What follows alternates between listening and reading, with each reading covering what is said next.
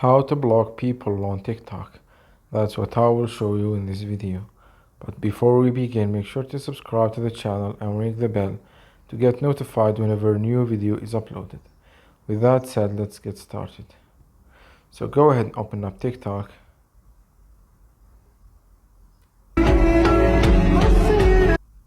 And say for example I wanted to block a person. Let me choose a random one. Say for example this one.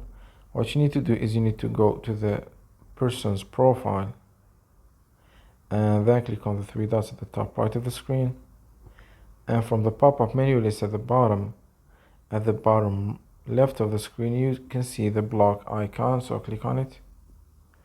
A pop-up window will appear that tells you that this person won't be able to send you messages and stuff like that, and they won't be notified that you blocked them, so click block to confirm. And there you have it, this person has now just been blocked. So that was it for this video. That's how you can block people on TikTok. If you have any questions, please leave them in the comment section down below. With that said, see you in the next video.